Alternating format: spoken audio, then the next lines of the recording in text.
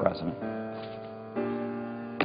The senator from Tennessee. Mr. President, I understand we may be in quorum call. Senator is correct. Ask unanimous consent that the quorum call be vitiated. Without objection, the senator from Tennessee is recognized. Thank you, Mr. President.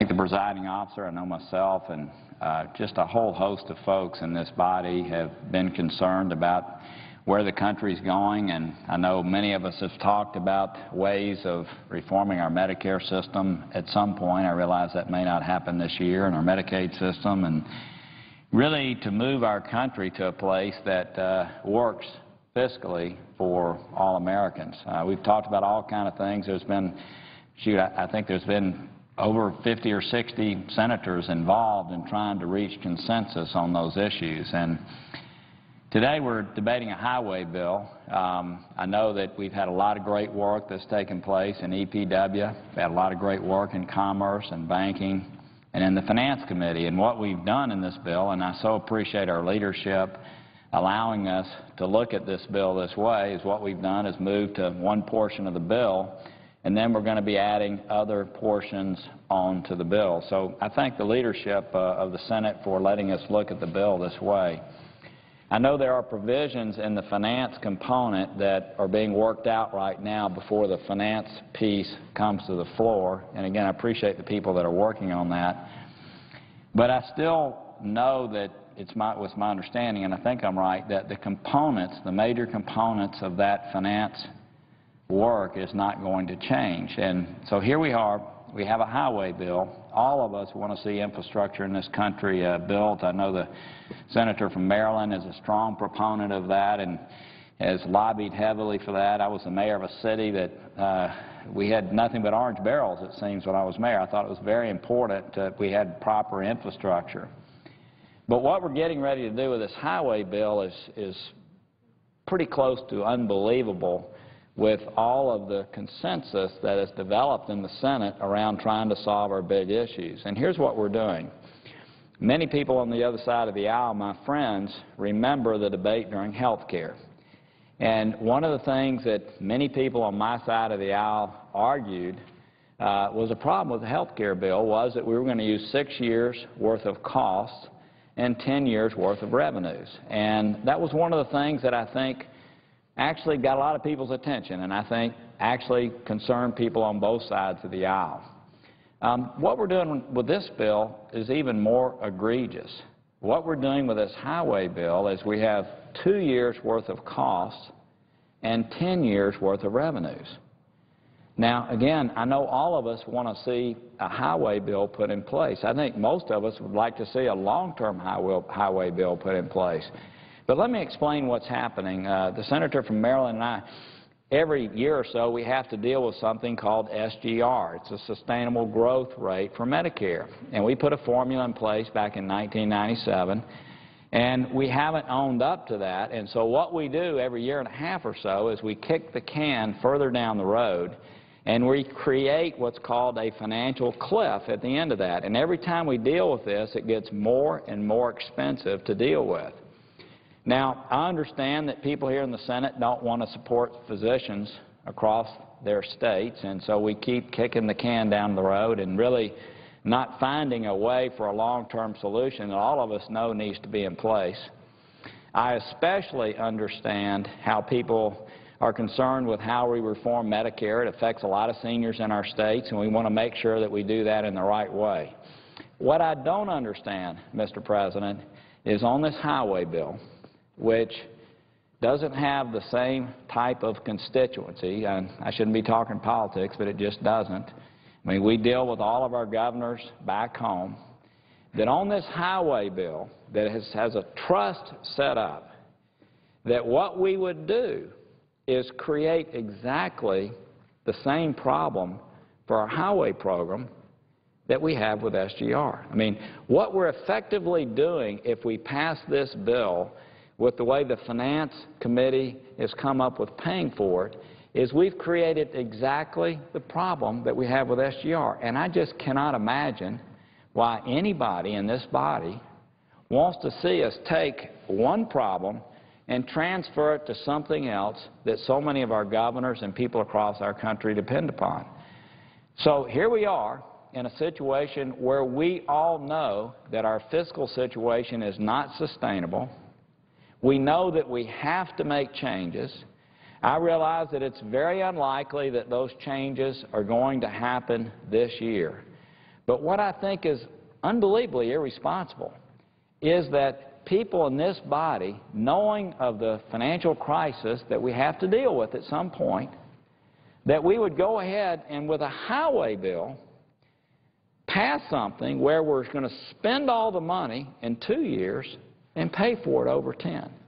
So I'm just here to appeal to people on both sides of the aisle. This is a bipartisan issue. It's a bipartisan bill. This isn't one of those things where one side of the aisle is trying to pass something over the objections of the other side of the aisle. I'm just trying to appeal to the conscience of people in this body, to the moral high ground that sometimes this body can exhibit, representing the American people, that we not do the same kind of thing that we've done with SGR, the doc fix, and Medicare to the highway bill. We ought to either spend the amount of money that we have coming in, and if we don't think that's enough money to pay for it annually, we ought to change the way the revenue structure is coming into the program. But there is no way in the world that households in Maryland or Tennessee or any other place could possibly consider doing this. We know that fiscally this just doesn't work. Financially it doesn't work. And I'm hopeful that enough people in this body will put aside expediency, put aside making everybody feel good back home in the short term, but creating a crisis. By the way, at the end of 2013, what we're doing if we pass this bill as it's laid out now by the Finance Committee, even with the tweak that they're looking at on IRAs, what we're looking at doing is putting in place a cliff, a $10 billion cliff at the end of 2013. Again, I just think it's unbelievably irresponsible that we would transfer the same woes that we have in our entitlement programs to the highway program. So again, we ought to either spend the amount of money that's coming in annually and reduce the amount of outflows, or we ought to do something different with the gas tax or some other revenue stream. But to do something where we put our head in the sand and say that we know this doesn't work, but it is election year and we want to get a highway bill behind us, we know it's going to be bad news for our country down the road, but it's good news for us today, to me is irresponsible. So I'm appealing to both sides of the aisle. I'm appealing to all those people who've been to numerous meetings trying to figure out a way that we, in a bipartisan way, not Republicans, not Democrats, but in a bipartisan way, can deal with our country's financial problems in an appropriate way, a pragmatic way, a way that doesn't jerk the rug out but gets us where we need to go over the next 10 years. I'm appealing to all those people who act very sincere in these meetings and speak with passion about where our country is going. I'm appealing to their goodwill. I'm appealing to their conscience. I'm appealing to the moral high ground that we want to take to not let a bill pass like this that use the same budget gimmickry that we've used for so many years that's put us into the problem that we're in, and that in a bipartisan way we'll say, no, stop. Let's do this in the appropriate way that reflects the trust that the American people have placed in us to handle their finances, their tax money, and this country in an appropriate way. Thank you, Mr. President. I yield the floor. Mr. President, I notice the absence of a quorum. The clerk will call the roll of this. Mr. Akaka.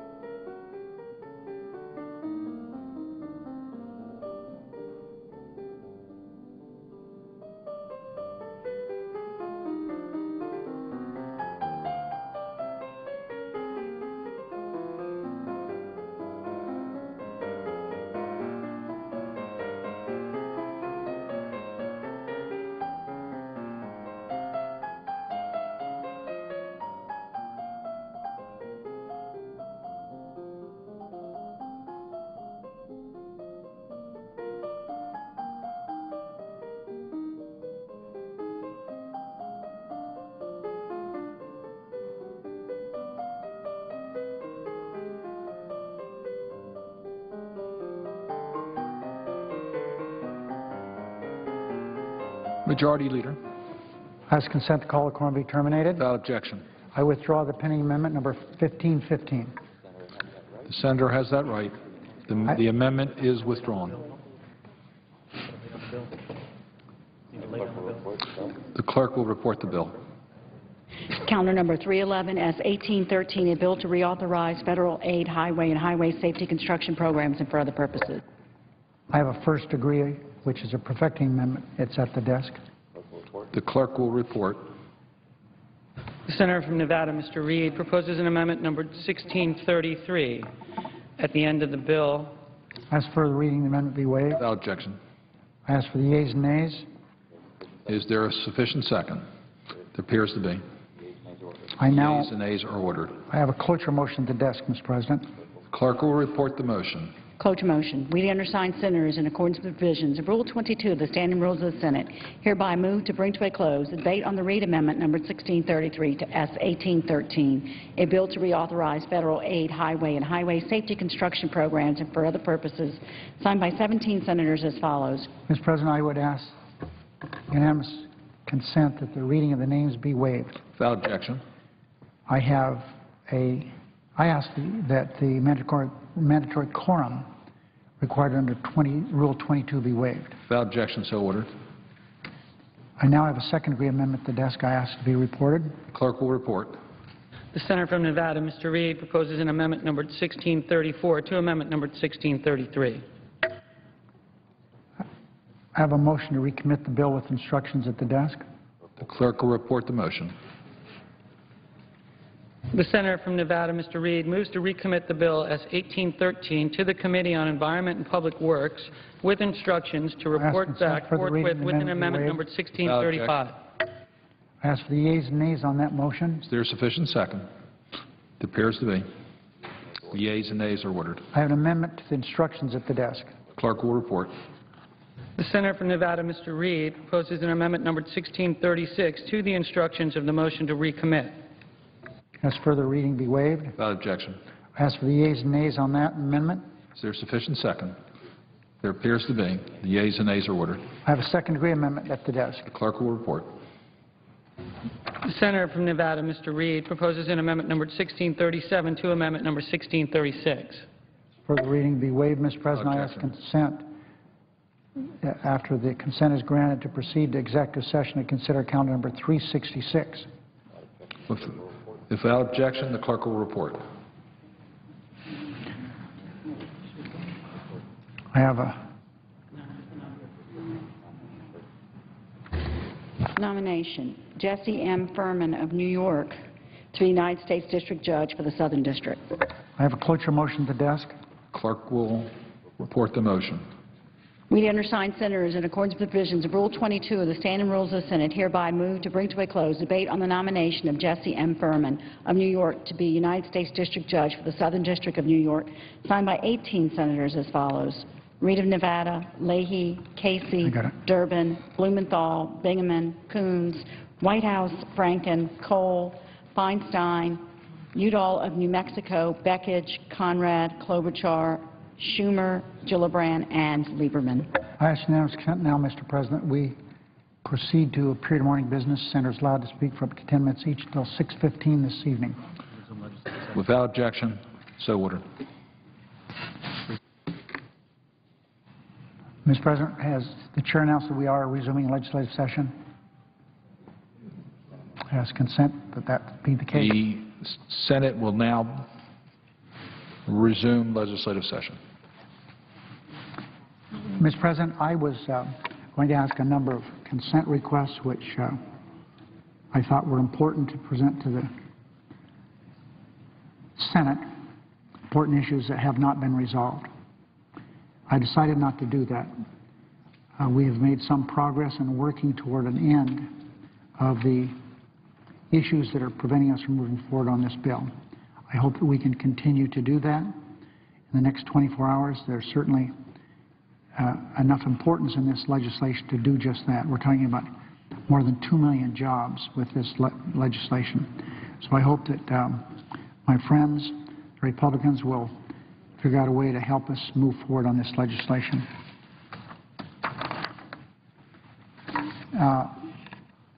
we proceeded to calendar number 366. I failed to ask consent that the mandatory quorum required under Rule 22 be waived for the cloture motion on the Furman nomination. I ask that now that be granted. Is there an objection? Without objection, so ordered.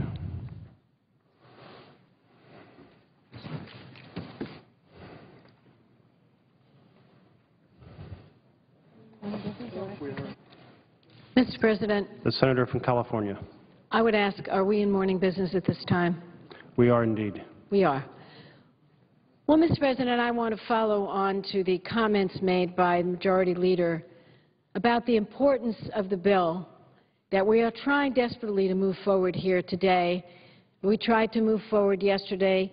We had a good vote when we came back here on Monday night. 85 of us said, let's go do this highway bill.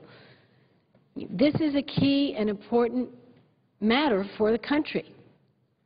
In the 1950s, it was President Dwight Eisenhower, Republican president, who said, we need an interstate highway system. We just cannot move people. We cannot move commerce. We cannot be a great power.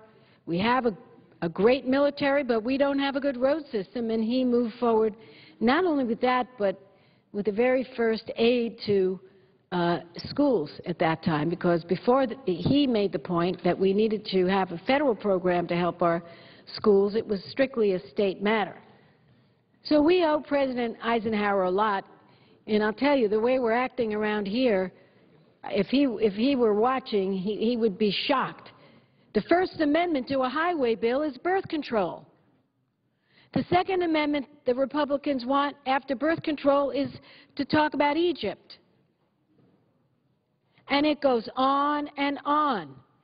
Controversial drilling off our coast and all this list that they came up with. Mr. President, it is very clear we have a bipartisan bill. It will make sure that we build our roads, we fix our roads, we fix our freeways, we make sure that our bridges are safe.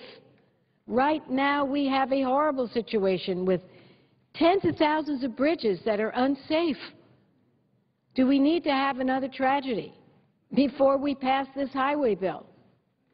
Every committee has done its work, including the Finance Committee, to come up with the funds to fill the Highway Trust Fund so we can keep going at current levels plus inflation. And we have leveraged one program called TIFIA, which leverages 30 times. So by putting $1 billion into TIFIA program, Mr. President, and you know about it because you're on a proud member of the EPW committee, by putting $1 billion into the TIFIA program, it means $30 billion out there because the states and the localities will apply for this funding. They will match this funding. The private sector will match it. And we'll create up to 1 million more jobs, in addition to the 1.8 million we're protecting with the rest of the programs. So we are talking here about a real shot in the arm to our economy. And I am proud that Senator Inhofe, who is the mirror opposite of me in most issues, we don't agree on most issues. We do agree on this, the need to have a Class A infrastructure. We agree on that. We think it is critical. And yet, here we sit, minute after minute, hour after hour, day after day, because Republican senators don't want us to move forward on this bill. And you have to ask why. Why? We're willing to take these amendments. We're willing to work on several of them. We can't do 100 unrelated amendments. Come to us with a list that makes sense. But don't tell the people in your state you're working to get a highway bill done, because I am here to put in the record the fact is you are not helping. You are hurting us. You are hurting the hundreds of thousands of construction workers that need these good-paying jobs. You are hurting the tens of thousands of businesses who need to get back to work, making the cement, laying the pavement, fixing the bridges, building the highways. It's very distressing. I want to tell you, when I go home and people say, well, what's happening? Well, they have to have a vote on birth control.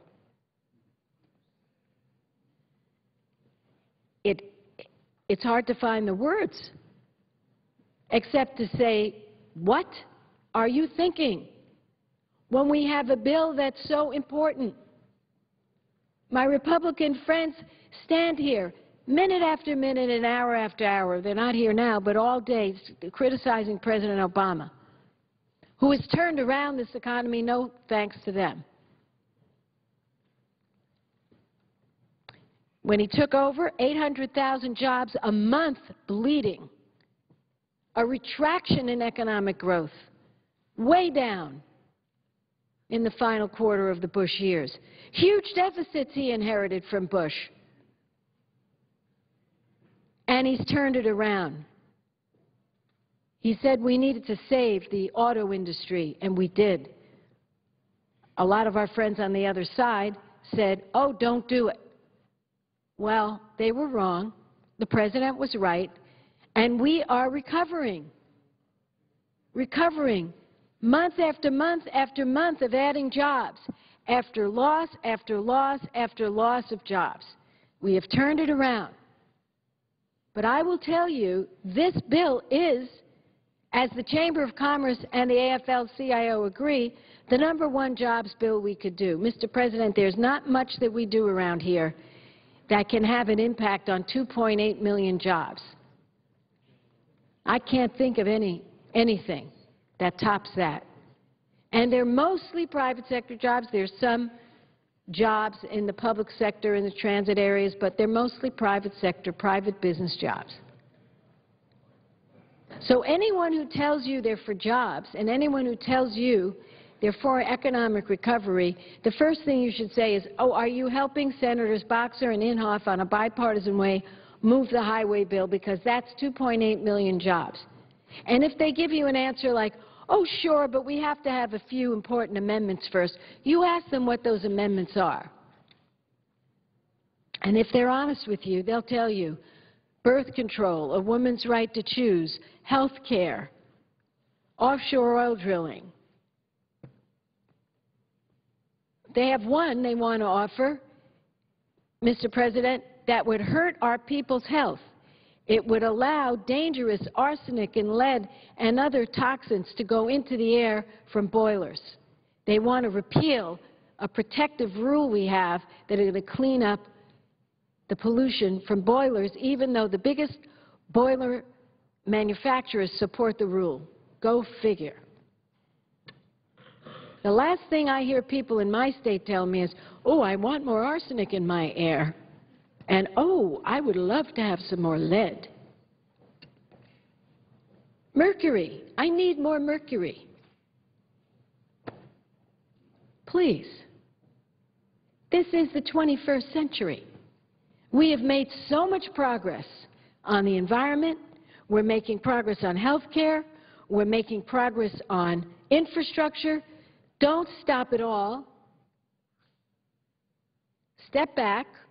Let this bill go forward. Senator Reid has set up a vote, a first test vote after the vote to proceed. I know some people have some problems with a couple of the titles, and we're working on fixing that up, but I hope we'll get 60 votes to proceed. If we don't, we're going to try again. Believe me, we're going to try and try again.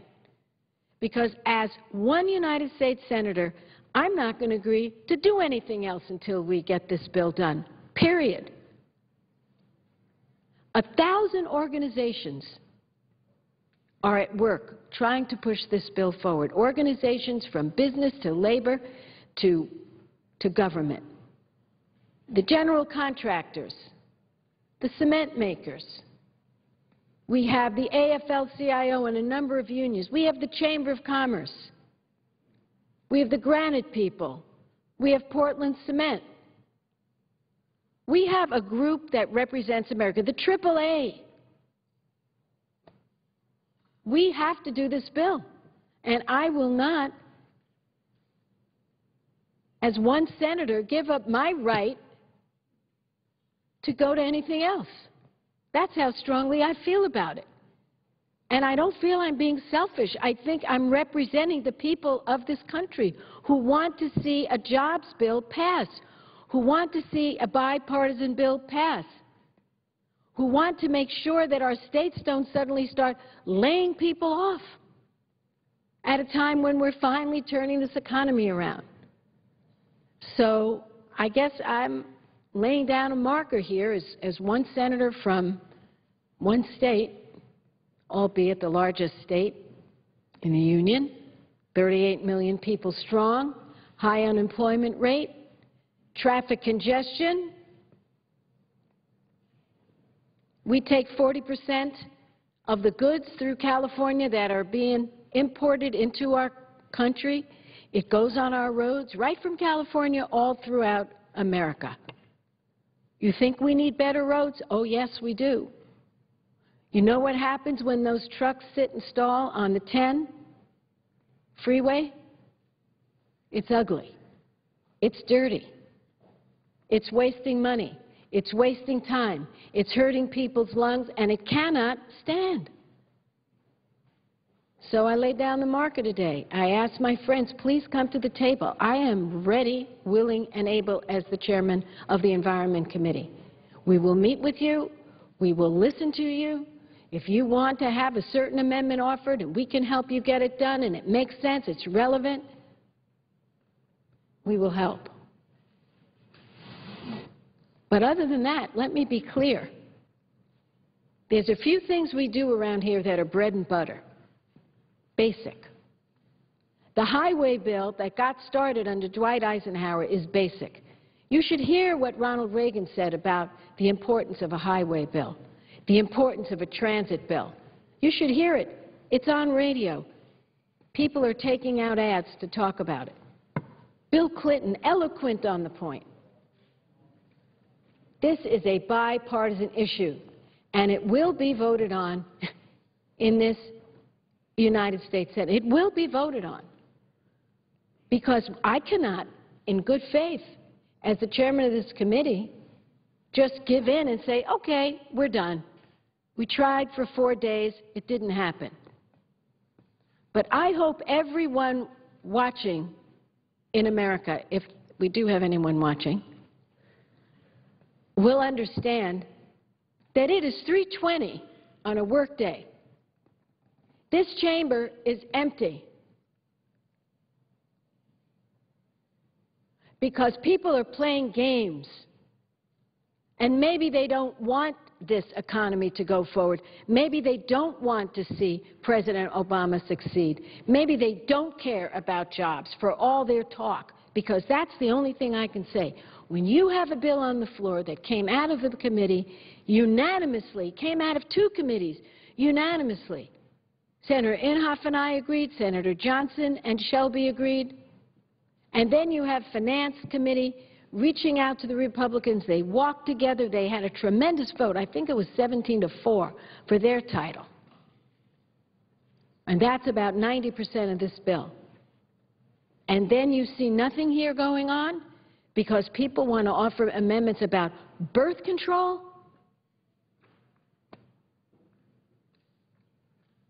It's beyond me. So I hope as you see this floor quiet today, and if it bothers you, like it bothers me, you'll call the Capitol and leave a message for the leaders on both sides of the aisle and say, for the good of the people, put aside your differences, get this job done. This is a bipartisan bill. This isn't a Democratic bill. It's not a Republican bill. It's a bipartisan bill. Surely, if the committees could set aside unbelievable differences, then we can do the same and get to work on this. I am embarrassed for the people of this country. They're out there working, and there's an empty chamber here, when we have the most important bill we could possibly have on the floor. And I am going to fight for this bill. I'm going to fight hard. I'm going to make the case I'm going to fight for the 2.8 million jobs it could produce. I'm going to fight for the thousands and thousands of businesses who need this lift. I'm going to fight for the people who need to have safe roads and safe routes to school so they don't have to worry. I'm going to do it in the name of the people who never made it because they were on some unsafe road. Senator Inhofe talks about a mother and her child walking under a bridge in Oklahoma and a big sheet of concrete fell down and she's gone. She died. I'm going to do it in the name of all these things because this bill is about motherhood and apple pie. There's no partisanship to this, not a thing. Republicans use the roads and Democrats use the roads. Independents use the roads. We all use the roads. We want our children safe. We want our families safe. We want our roads usable. We don't want to be caught in congestion. And every part of the transportation system is addressed by the 4 committees that have come together in this bill. So, Mr. President, as I leave the floor and I don't see anybody else, I hope people will watch. And in 5 minutes, if nobody's here, or 10 minutes, nobody's here, and pick up your phone and call the leaders of Congress and tell them, get to work on the transportation bill. And don't offer unrelated, ridiculously unrelated amendments. We don't have to do that. And come together and sit down together and make a path forward. Because right now, there is no path forward. I don't see it. I don't see it. It's one of those things where people just say, I don't care, we're not going to this bill. Well, it won't stand. Everyone in America is going to know that this is happening because I'm going to tell everyone in America it's happening. And I won't be listened to the first 3 times, but maybe by the 20th time somebody will notice what's happening here. So we're in morning business, meaning we're just yakking. We're not doing any real work. But I'll be back in a little while to give a report on the progress that we're making, or lack of same. And I thank you very much, Mr. President. I yield the floor. I note the absence of a quorum. The clerk will call the roll. Mr. Akaka.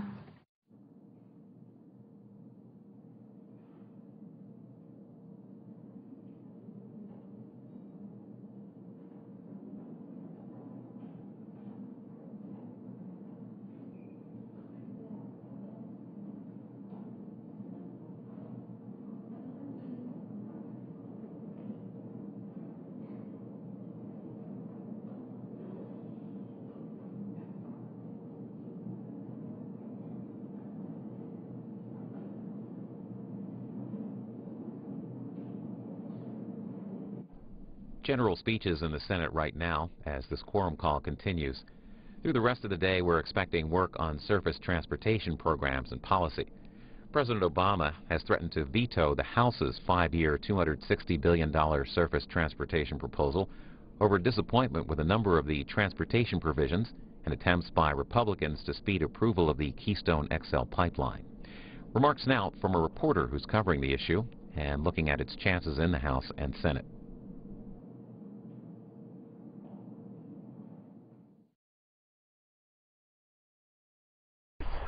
Joining us is Nathan Hurst with Congressional Quarterly. Why did House Republicans split this surface transportation bill into 3 separate parts?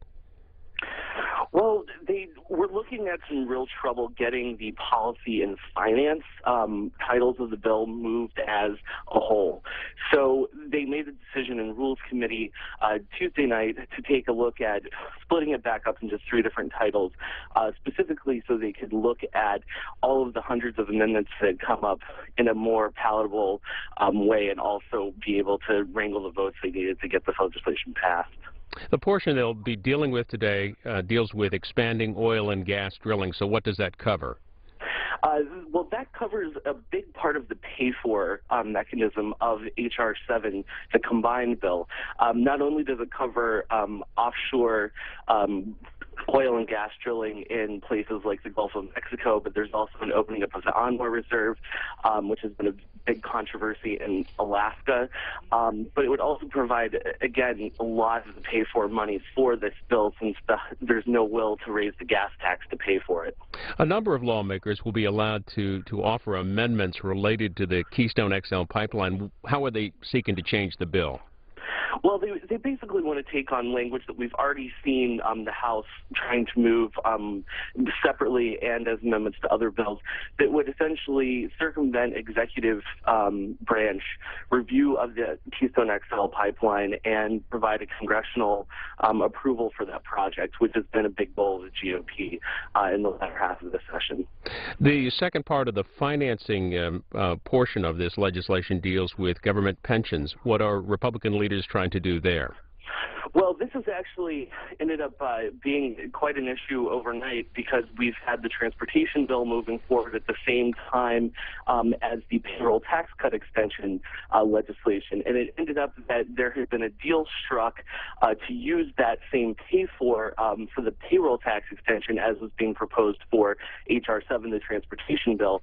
So this morning, one of House Speaker John Boehner's top aides came out saying it looks like we're going to have to perhaps push back some of the date on this and it possibly spill over into the week after the President's Day recess, because now that pay-for has already been spoken for on the payroll tax side, they're going to have to be searching for more dollars to fund the transportation bill.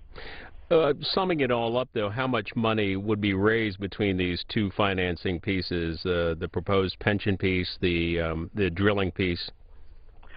Well, it would actually cover about half the cost of the bill. When you're looking at the transportation funding, you've got the same gas tax rate of a little more than 18 cents per gallon that you've had in place since 1993. That provides about $35 billion a year, depending on how you look at it. And the cost of the bill is more in the $50 to $60 billion range. So you've got about $20 billion a year that needs to be covered. So we're looking at more than $100 billion between these to cover transportation costs. And the overall cost of this 5-year bill? $250 billion. Over in the Senate today, it looks like they're going to move forward working on the transportation measure. How different is that bill there? That's a 2-year bill, a much narrower in scope, and it was really the prime product of Senator Boxer from California. So it's very much a Democrat-driven bill. There's no oil and pipeline pay-fors there. The pay-fors actually came out of the Finance Committee, where Senator Max Baucus kind of gave Republicans a large menu of options that they could pick from. And you've got everything from some tax sunsets for the paper industry, and some other smaller offsets. One proposal is to revoke passports of tax scofflaws to force people to pay up and basically drive that money back into the transportation bill. But again, it's only a 2-year bill. Typically, when we've been looking at highway reauthorizations since the start of the interstate system, when this was really the way that the legislation moves forward, you're looking at 6-year bills. So this is the shortest term bill that we were looking at. It has a $109 billion cost, which right now, given the fact that there's an insistence upon paying for everything and not adding to the deficit, it seems at least a little more viable to get some bipartisan buy-in. But as we're seeing in the Budget Committee this morning, and also some finance portions that were marked up earlier this month, there's still some consternation there as far as how you're going to get that $12 billion gap, which is what you're seeing on the Senate bill.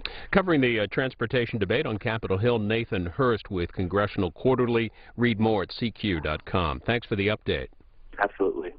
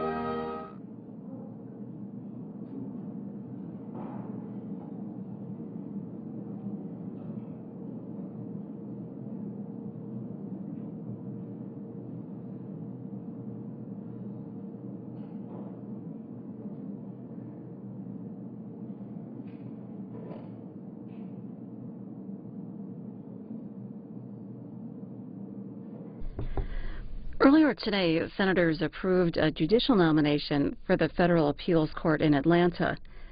And at 6:30 Eastern, the chamber begins up to 30 hours of debate on the surface transportation programs. We spoke with a reporter about the bill.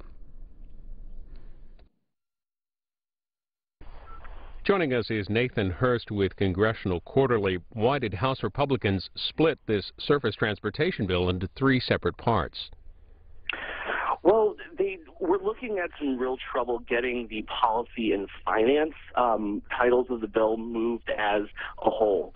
So they made a decision in Rules Committee Tuesday night to take a look at splitting it back up into three different titles, specifically so they could look at all of the hundreds of amendments that had come up in a more palatable way and also be able to wrangle the votes they needed to get this legislation passed. The portion they'll be dealing with today deals with expanding oil and gas drilling. So what does that cover? Well, that covers a big part of the pay-for mechanism of H.R. 7, the combined bill. Not only does it cover offshore oil and gas drilling in places like the Gulf of Mexico, but there's also an opening up of the Anwar Reserve, which has been a big controversy in Alaska. But it would also provide, again, a lot of the pay-for money for this bill since there's no will to raise the gas tax to pay for it. A number of lawmakers will be allowed to offer amendments related to the Keystone XL pipeline. How are they seeking to change the bill? Well, they basically want to take on language that we've already seen the House trying to move separately and as amendments to other bills that would essentially circumvent executive branch review of the Keystone XL pipeline and provide a congressional approval for that project, which has been a big goal of the GOP in the latter half of the session. The second part of the financing portion of this legislation deals with government pensions. What are Republican leaders trying to do there? Well, this has actually ended up being quite an issue overnight because we've had the transportation bill moving forward at the same time as the payroll tax cut extension legislation. And it ended up that there had been a deal struck to use that same pay-for the payroll tax extension as was being proposed for H.R. 7, the transportation bill. So this morning, one of House Speaker John Boehner's top aides came out saying it looks like we're going to have to perhaps push back some of the date on this and it possibly spill over into the week after the President's Day recess, because now that pay-for has already been spoken for on the payroll tax side, they're going to have to be searching for more dollars to fund the transportation bill. Summing it all up, though, how much money would be raised between these two financing pieces, the proposed pension piece, the drilling piece? Well, it would actually cover about half the cost of the bill. When you're looking at the transportation funding, you've got the same gas tax rate of a little more than 18 cents per gallon you've had in place since 1993. That provides about $35 billion a year, depending on how you look at it. And the cost of the bill is more in the $50 to $60 billion range. So you've got about $20 billion a year that needs to be covered. So we're looking at more than $100 billion between these to cover transportation costs. And the overall cost of this 5-year bill? $250 billion. Over in the Senate today, it looks like they're going to move forward working on the transportation measure. How different is that bill there? That's a 2-year bill, a much narrower in scope, and it was really the prime product of Senator Boxer from California. So it's very much a Democrat-driven bill. There's no oil and pipeline pay-fors there. The pay-fors actually came out of the Finance Committee, where Senator Max Baucus kind of gave Republicans a large menu of options that they could pick from. And you've got everything from some tax sunsets for the paper industry, and some other smaller offsets. One proposal is to revoke passports of tax scofflaws to force people to pay up and basically drive that money back into the transportation bill. But again, it's only a 2-year bill. Typically, when we've been looking at highway reauthorizations since the start of the interstate system, when this was really the way that the legislation moved forward, you're looking at 6-year bills. So this is the shortest term bill that we were looking at. It has a $109 billion cost, which right now, given the fact that there's an insistence upon paying for everything and not adding to the deficit, it seems at least a little more viable to get some bipartisan buy-in. But as we're seeing in the Budget Committee this morning, and also some finance portions that were marked up earlier this month, there's still some consternation there as far as how you're going to get that $12 billion gap, which is what you're seeing on the Senate bill. Covering the transportation debate on Capitol Hill, Nathan Hurst with Congressional Quarterly. Read more at CQ.com. Thanks for the update. Absolutely. As you heard, the House is also working on its version of the highway bill, today debating an expansion of oil and gas drilling. Reportedly, Speaker John Boehner has said that a final vote on the surface transportation bill in the House will not happen until after the President's Day recess. Here in the Senate, up to 30 hours of debate on surface transportation programs expected to begin at about 6:30 Eastern. Homeland Security Secretary Janet Napolitano is testifying right now before the House Homeland Security Committee about her department's budget request for next year. The total budget request for DHS is $59 billion, slightly less than the current year. And the largest item in the DHS budget is $12 billion. It goes to U.S. Customs and Border Protection, with an increase of $240 million over the current year. You can see Secretary Napolitano testifying live right now on C-SPAN 3.